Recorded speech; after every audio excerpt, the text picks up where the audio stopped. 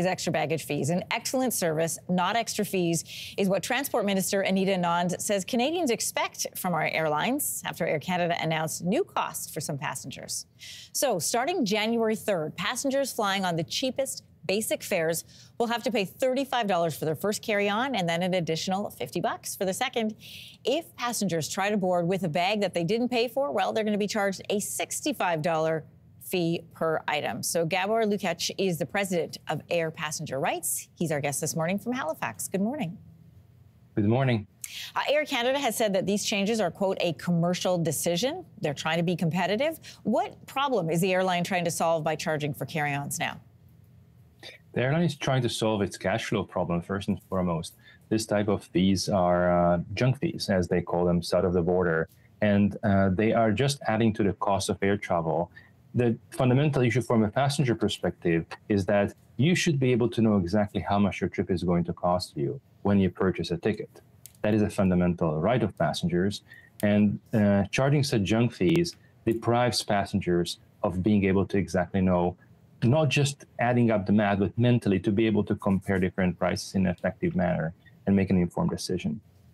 Rules around carry-ons for low fares vary between airlines. We put some of them together for everybody. Passengers with WestJet's new ultra basic fare cannot bring or buy a carry-on unless they get a different fare. So they've kept it separate. Sunwing charges $25 per carry-on, while Flair carry-ons start at $29.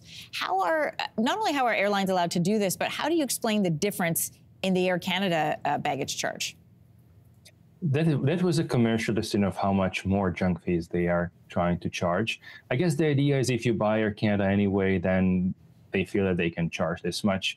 That's really a marketing question. But the ultimate question is, are those fees legitimate? In my view, they are not. They are not illegal per se, but certainly there is a lot to be said about requiring the airlines to incorporate these fees in their transportation fee and perhaps give a discount to passengers who choose not to carry on. Gabor, what's your response? Airlines frame this as we are actually giving passengers more choice. They can have a basic fare. They can choose how much they want to pay instead of having a standard fare for a regular ticket. What do you say to that?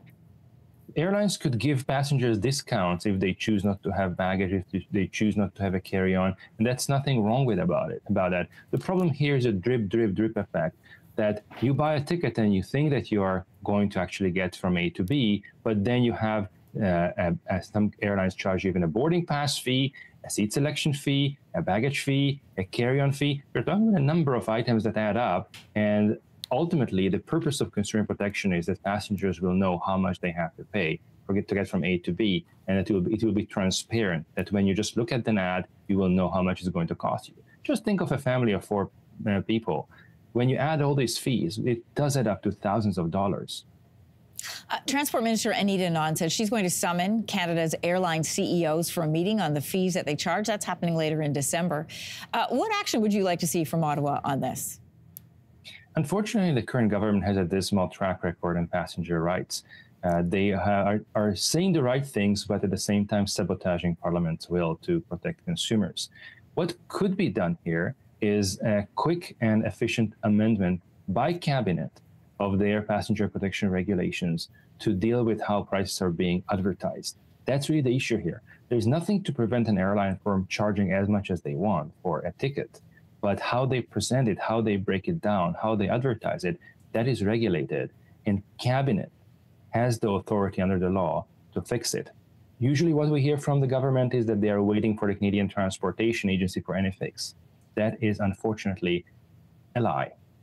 The truth is that Cabinet has all the powers under Section 40 of the Canada Transportation Act to amend the regulation, their passenger protection regulation, anytime they want. They just don't want to do it. We'll have to see what happens coming out of that meeting and hear what the airlines have to say. Gabor, thanks for joining us this morning. Thank you very much for having me. If you liked that video, make sure to subscribe to the Your Morning YouTube feed, where you can find all kinds of new content posted every weekday morning.